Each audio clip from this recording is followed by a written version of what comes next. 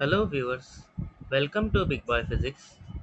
In today's video, I am taking a problem from a reputed coaching institute JEE Advanced paper. It's picked up from there, and this problem is based on the topic SHM and a bit of rotation and dynamics. Okay, pause the video, give it a try for 3 to 4 minutes, then we are discussing the solutions. So let's get started.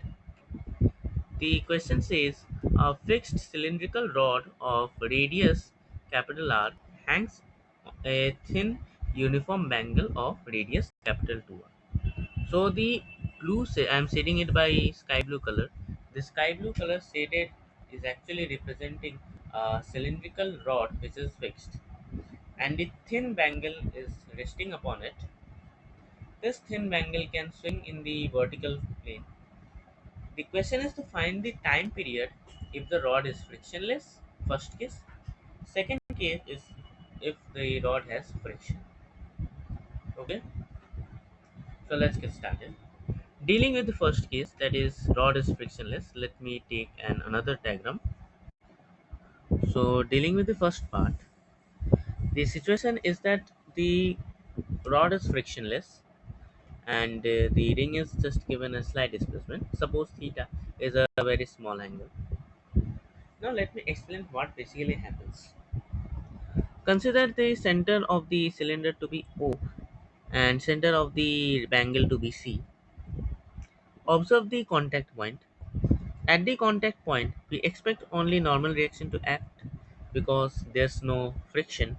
So only normal reaction would act. In first case, they are saying to neglect friction. So I am neglecting friction as it. So I can say one thing that the torque about point O should be zero. This implies that there won't be any angular acceleration in the ring. Since there is no initial angular velocity, then final angular velocity will also be zero. So omega should be zero. Now suppose this theta changes by theta dot. Observe one thing that the point of contact when reaches an angle theta with respect to vertical, then the center also displaces by a same angle, that is theta. So basically the center will lie on the cylindrical rod itself. That's no doubt. And the velocity would be r theta dot, right? Hope you get it. So I can write kinetic energy of the whole ring to be half m r square theta dot square, because we know that kinetic energy of a system is written as kinetic energy with respect to center of mass. Since the with respect to center of mass the system is at rest, since it does not have any angular velocity, so it will only be based on the kinetic energy of the center of mass, that is velocity of center of mass square into m into half. Now can you tell me the change in potential energy? What is potential energy? If potential energy at the bottommost point is 0, then when I displace by theta, then it would be mgr theta square by 2.